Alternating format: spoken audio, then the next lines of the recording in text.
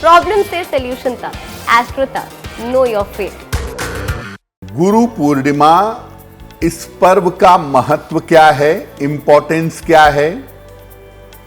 आषाढ़ शुक्ल पक्ष की पूर्णिमा को गुरु पूर्णिमा के पर्व के रूप में मनाया जाता है।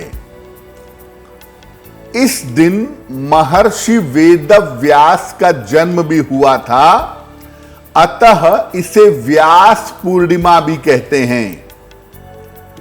इस दिन से ऋतु परिवर्तन भी होता है, इसीलिए इस दिन वायु की परीक्षा करके आने वाली फसलों का अनुमान भी किया जाता है।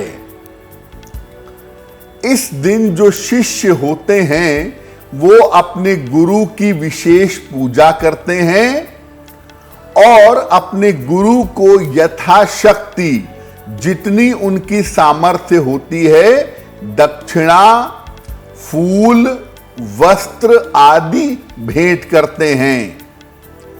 शिष्य गुरु पूर्णिमा पर अपने सारे अवगुणों को गुरु को अर्पित कर देता है और अपना सारा भार गुरु को दे देता है।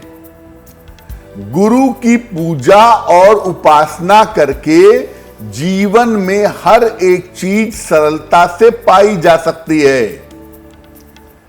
गुरु की पूजा करने के अलावा इतनी महत्वपूर्ण पूजा पूरे साल भर में कोई होती ही नहीं। और गुरु पूर्णिमा पर अगर आपने गुरु पूजा नहीं की है तो आपने बहुत कीमती मौका, बहुत कीमती अवसर अपने जीवन से गंवा दिया है।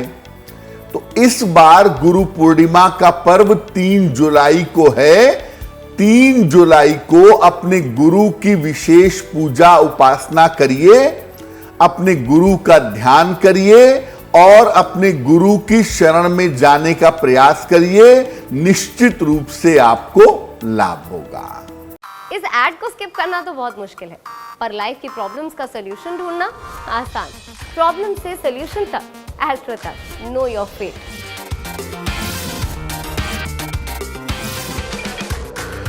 गुरु कौन हो सकता है? गुरु के बारे में एक श्लोक आता है, अखंड मंडलाकारम व्याप्तम येन चराचरम तत्पदम दर्शितम येन तस्मै श्री गुरुवे नमः। जो अखंड मंडल में विद्यमान है, चर अचर में व्याप्त है, वो है आपका गुरु। सामान्यतः हम लोग शिक्षा प्रदान करने वाले व्यक्ति को गुरु समझते हैं। जिसने हमें पढ़ाया है, लिखाया है, हम उसे गुरु समझते हैं।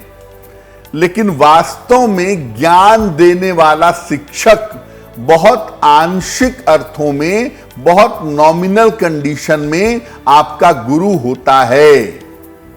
तो फिर गुरु होता कौन है? जन्म जन्मांतर के संस्कारों से मुक्त करा के जो व्यक्ति या सत्ता आपको ईश्वर तक पहुंचा सकती हो, ऐसी सत्ता ही गुरु हो सकती है।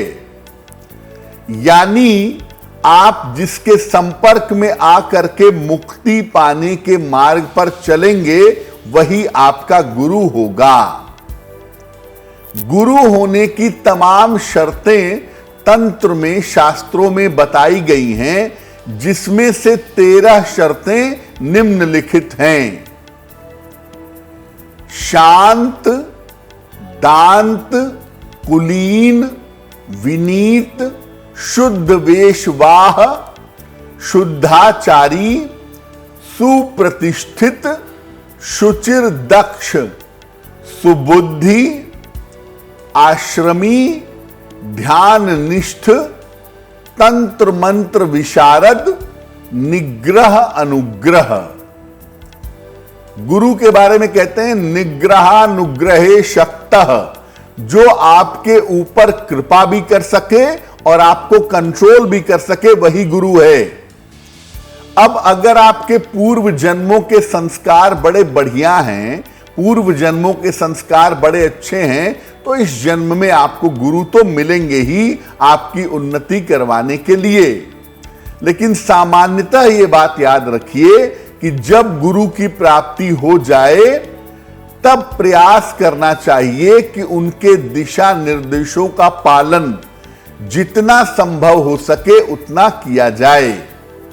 हालांकि जो सद्गुरु हैं उनको अपने शिष्य से कल्याण के अलावा कुछ भी नहीं चाहिए होता है, तो भी जो शिष्य है आपके गुरु कैसे भी हैं, आप अगर शिष्य हैं तो अपनी यथाशक्ति अपने गुरु की मूलभूत आवश्यकताओं की देखभाल आपको करनी चाहिए। एस्ट्रो तक ऐप पर आपको मिलेगा भविष्य से जुड़े हर सवाल का जवाब।